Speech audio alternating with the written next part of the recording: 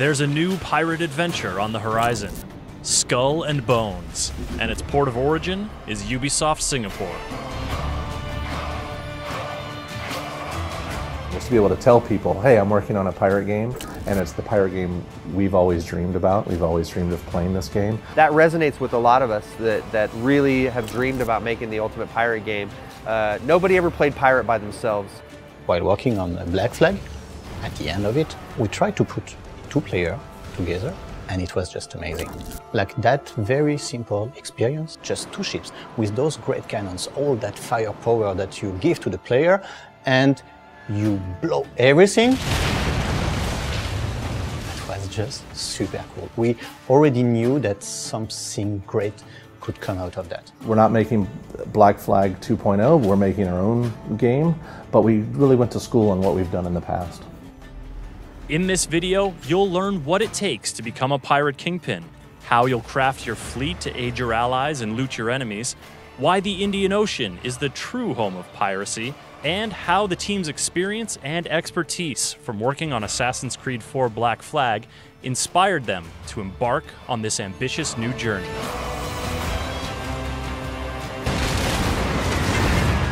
Our pirates are at the helm of the ship, so we control a giant tall ship across different classes of ships, from a small sloop to a giant frigate.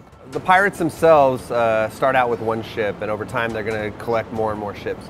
And that gives them lots of play style options and ways to take on their enemies. The other thing that it gives them a chance to do is to start to develop strengths in combat and PvP with and against other players.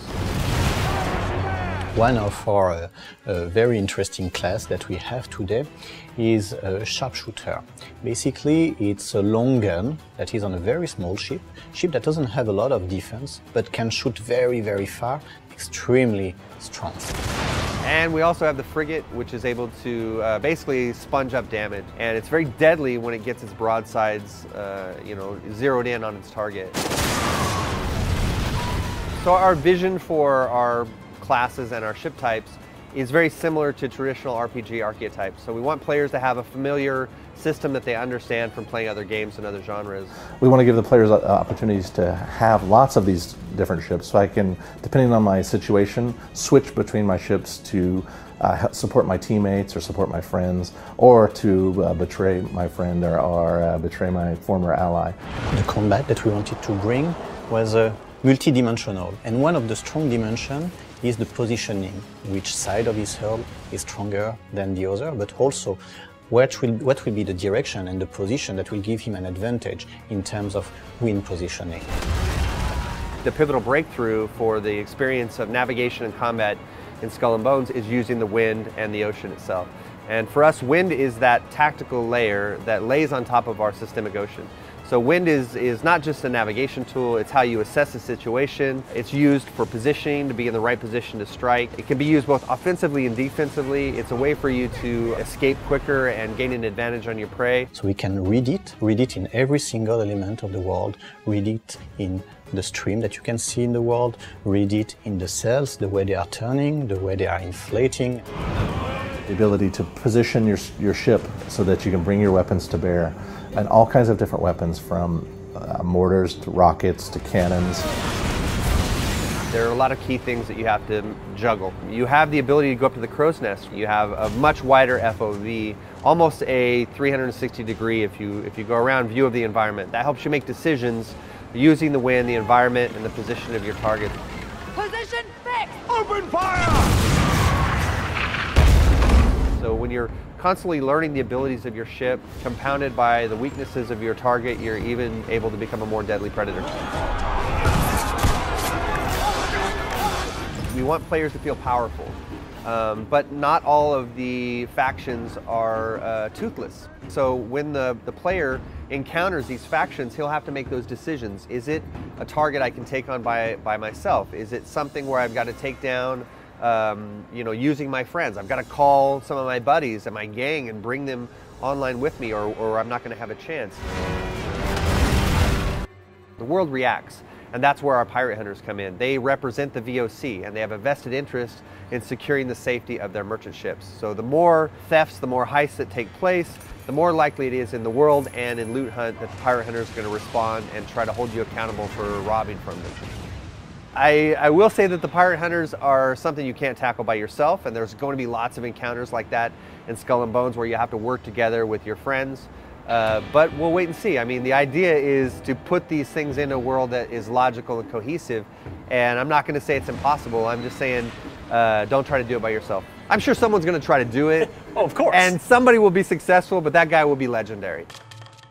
The Indian Ocean was super compelling for us. It's a different setting. It has all of the major ecosystems and so many different trade resources within the world that we could build a fantasy, very strong fantasy about how pirates operated and how pirates worked inside the Indian Ocean. So you have an ocean that has amazing trade winds, beautiful waters that change in color and texture and behavior from region to region. It gives us a really huge canvas for us to tell our story. We have a team who understand and live in the middle of the Indian Ocean. And because you understand it, you can smell it almost. When we have the image on screen, we know how it looks like in real life. We know how it feels like. We understand the world as it is in the Indian Ocean. And I think that makes a lot of difference. Our game is dominated by a lot of islands and shorelines and so on.